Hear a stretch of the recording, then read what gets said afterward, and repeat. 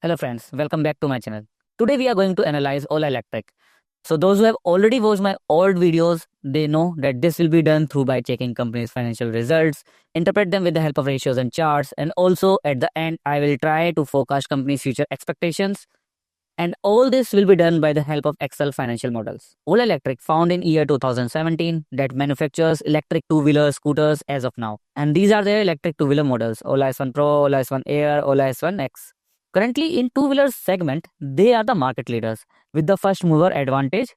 But now, the other players are also looking for the gateway to enter into the market, like Honda with their EV Activa, Bajaj with its EV Chetak, and Hero MotoCorp with its Veda scooter series. In December 2024, Ola Electric has achieved a significant milestone by opening 3,200 new stores, expanding their presence from 800 showrooms to impressive 4,000 showrooms across India. Now, as moving forward, let's check the company's business model. So, Ola Electric business model revolves around their two-wheeler scooters, their spare parts, and the services. So, the product segment contributes approximately 92%, and the services contribute approximately 2%, and other revenue services are like the government subsidies and the scrap policies contribute approximately 3%. Let's start our analysis by checking the basic raw metrics presented over the screener website. Ola Electric is a mid-cap company with current market capitalization of 33,000 crores at a price to sales ratio of more than 6 right now. And currently the company is not profitable.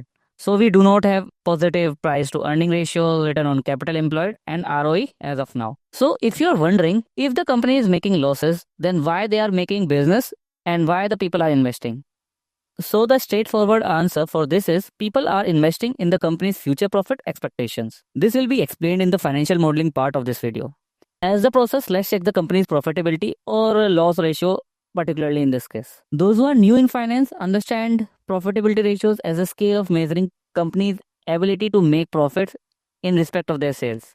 Higher the percentage, better it is. Here we have operating profit margin and the net profit margin line chart over our screen. Operating profit, understand it that it is a profit after deduction of all the expenses, but except the EMIs we paid on our borrowings and the taxes. And this net profit, this is the actual net profit received in the business owner hand after all the expenses and deductions. In this line chart, currently all the ratios are negative as of now. The operating profit margin was minus 25% last year and the net profit margin was at minus 32%. But as we can see that they are currently improving at very fast and rapid rate. That can be visibly seen in this chart. And these are one of the reasons and grounds that the investors are bullish and optimistic on Ola's future and investing in the company's growth story. Now, after profitability, let's check the company's efficiency to make sales or revenue from the investment in assets. This can be interpreted from the company's asset turnover ratios. Higher the ratios, better they are. The movement of these ratios indicate whether the efficiency in generating sales have improved or declined. As these line charts are moving upwards right now, we can identify that they are improving every year. This is one of the indications that company sales are increasing. The large gap between the total asset turnover ratios and the fixed asset turnover ratios shows that the significant portion of the company's funds is tied up in the assets other than fixed assets. That can be verified by checking our balance sheet numbers. See, here we have our fixed assets numbers and this is our other assets numbers. As you can clearly see over here that the other asset numbers are more than the fixed assets number. Moving forward to business liquidity and solvency ratios, these are very important ratios for the long-term investors because these shows the business ability to meet short-term and the long-term financial or monetary obligations. Means overall financial stability of a company. Lower these ratios, the better they are. To measure solvency in the business, we will check business debt to assets and debt to equity ratio and their movement. Means here we will check the debt or loan portion on business total financial structure. In this chart, this green line shows the debt to equity, which is currently after September 2024, result is at 0.51, which is overlapping here. But I know this result is at 0.51, which means currently debt or the loan is at 50% than equity. Equity in layman is shareholders' own funds on which the business does not have to pay any interest. In easy language, if this ratio is 1, that means loan and equity are equal. This blue line shows debt to assets, which is as of now 0.34, meaning 34% of total assets of the companies are made with loan and borrowings. So from the chart movement, you definitely must have got the idea that the Ola Electric has recently reduced its borrowings. Like from last result, it was at 1 and now it is at 0.34, which is a good indication for the business. As we have already seen that the company is not making profit as of now, and the company has interest payments of loan to pay. So definitely interest payments are already being made from other loans till the time company gets profitable. But to check how far are interest payment from our profits, let's check the interest coverage ratio. Interest coverage ratios measures the company's ability to pay interest on its debt using its earning calculated as operating profit divided by the interest expenses. As from this chart, we currently at minus 6.8 as our interest coverage ratio. So when it will be 1, then you can understand that our operating profit is now at par of our yearly loan interest payments. So by March 2022, we are at minus 44. And then at March 2023, we are at approximately minus 11. And now by last year, we are at approximately at 7.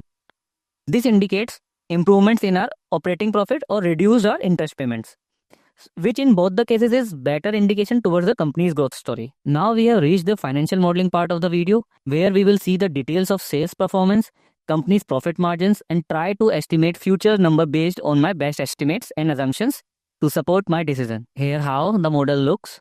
It's fully dynamic, meaning any change to the input parameters will automatically adjust the profit projections. Here this white portions of the model is actual results, while the green portion here is the forecasted estimates. Currently, I'm focusing on forecasting the next 4 years using the past results and patterns, and as and when we will receive the actual quarterly results, we can refine our predictions and make more confident decisions. Some small tips to read here. Here, these green percentage shows the year-on-year growth of that component, and this red percentage shows the component value in percentage of the revenue. Here, if you can see these percentages, the business had demonstrated impressive sales growth, average more than 100% over the last 3 years based on the past year trends and quarter 1 and quarter 2 actual result for this year. I expect Ola to show growth of approximately within a range of 25 to 30%.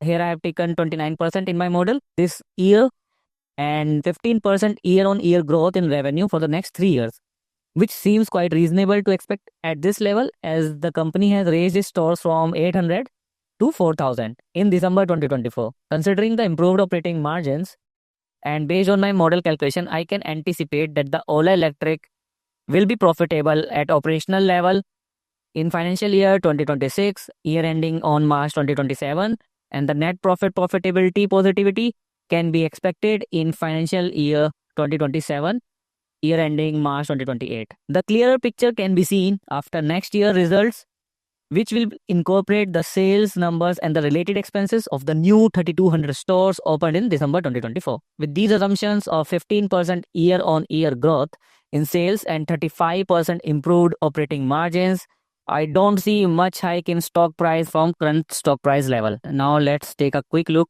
of the expense and the revenue bifurcation. As we have already discussed earlier, finished products is 92%, spare parts is 2.1, service installation 1.8, and other revenues like government subsidies are at 4.2% as of now. And these are the old numbers.